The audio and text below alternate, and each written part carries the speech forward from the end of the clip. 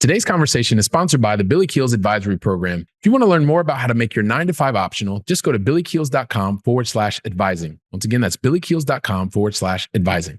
You're listening to the Going Long podcast, the #1 podcast for the strategies, tactics, and actions high wage earners need for living an intentionally designed life of wealth and resilience. Welcome to the Going Long podcast. We're back once again to continue to help to educate you so you feel much more comfortable as well as confident in building the wealthy and resilient lifestyle that you want to be able to build and do that much faster. I'm your host, Billy Keels, and it gives me great pleasure to welcome you back to another one of our fantastic episodes to share knowledge and know-how with you. I know today you're definitely going to get a lot out of this, especially if you are someone who is a corporate executive, an executive who is looking to continue to excel at the office, also looking to be able to truly enjoy your life and be able to do that outside of office hours. So, but I do want to say thanks to each and every one of you that continue to download the podcast, continue to share, continue to tag us on social media, across LinkedIn, across Instagram.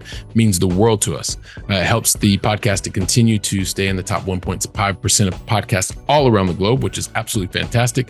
And if you need a little help, especially on the Apple Podcast platform, just go to the link here in the show notes, and it's going to show you exactly what you need to do to leave your honest written review. Also, for those of you who are looking for any of the more than 425 plus episodes over 4 years almost, just go to billykeels.com/podcast. You can find any one of the episodes, transcripts, audio, video. You can find every single thing that you need right there. So let's jump into today's pretty quick, brief episode. And this is one that, especially if you're in the corporate life and you want to be able to build your own life outside of corporate, you maybe feel like a little bit of struggle.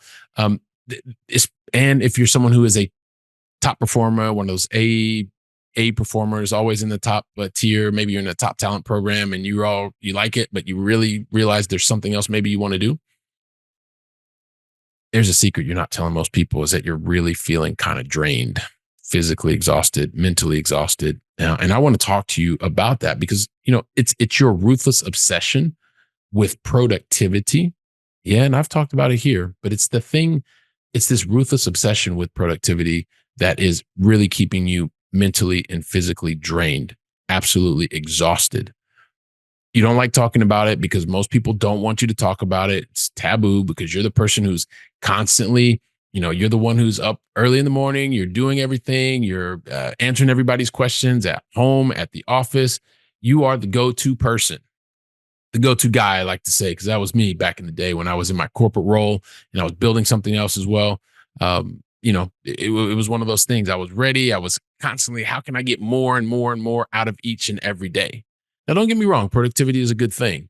But when you take it to extremes, the person who suffers the most is you. Let's just be clear about that.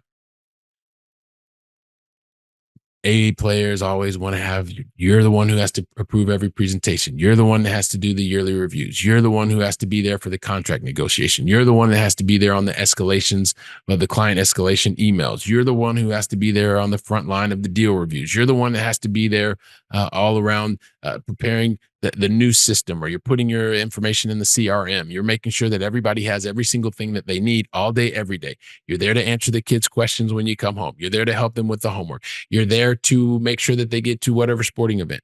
You're constantly on, and you're looking to make sure every single minute of the day is taken care of because you're the person who has to be there to do that. Now, at the office, it was pretty simple. What was I looking for? I just wanted to make sure that I was at the top of the salary range and I was always in line for promotion. Like, that was my thing. And also too, I wanted to be at the top of my game when I was at home. I wanted to make sure that I was known as the reliable one. Always count on dad. Always make sure he's there being able to do what needs to be done. And it's just one of those things. So when you have so many different balls in the air, you want to make sure that none of them fall.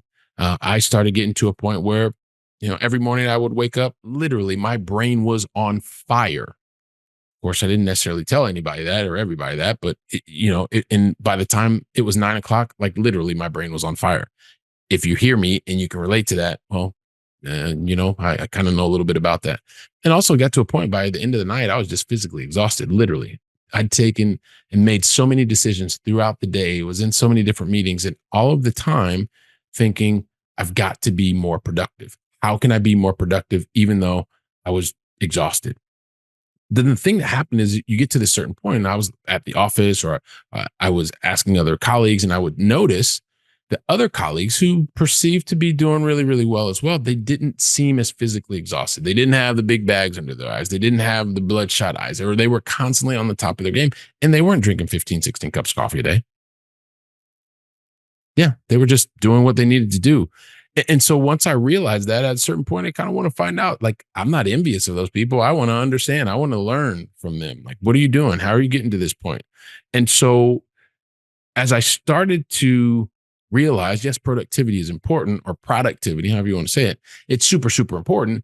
There's also a place. It's just like a place for everything. It's when you get to be ruthlessly obsessed with anything, maybe it's not a good idea, right? Especially if it's taking its toll on your health.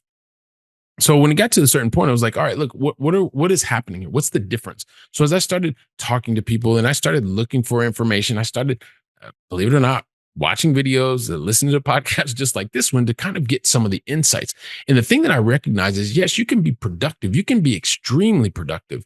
But the thing that separates those that are extremely productive and effective with those who are in constant pursuit of productivity, this is the part that is just absolutely unbelievable, because once I started practicing, I started realizing, like, this is the thing that can be and is the game changer. It was about being able to create space for myself.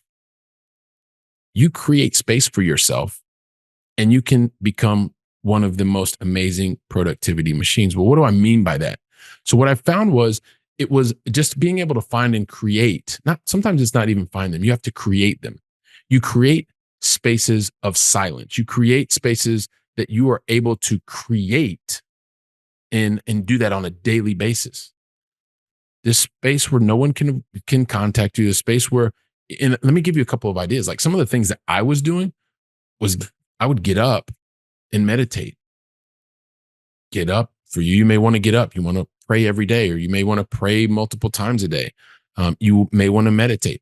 Simply taking and walking around in your front yard, take your shoes off, put your feet in the grass, enjoy it. Don't listen to your podcast. Don't listen to anything, right? And I'm saying don't listen to podcasts, and this is a podcast, but just create a silent space, a space just for you. Go out on a 20, 30-minute walk.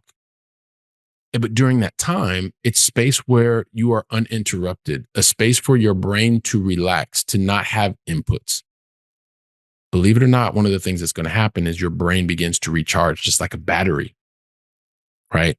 And so it's about being able to find these still spaces, do it periodically and thought out, planned out, not something that just happened at the last minute, but in your calendar. Because if it's not in your calendar, it won't get done. Trust me, the things that are not in my calendar do not get done consistently.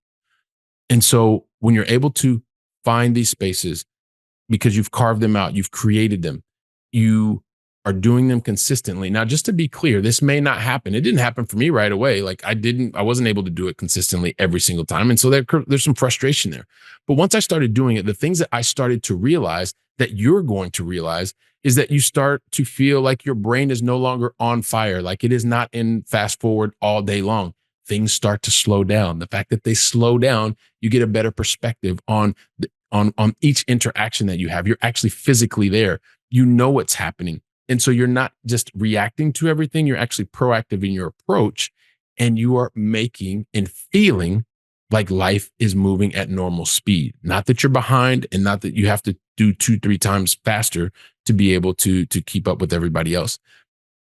I talked about your brain. Your brain's not on fire anymore. It's actually calm. It's cool. Your legs aren't completely tired every single day. Like, you're able to get through the day, recognizing that you're making an impact, that you're being productive, and you're present, all because you chose to create some specific time for you to actually not be productive, but just re-energize, recharge by just doing nothing.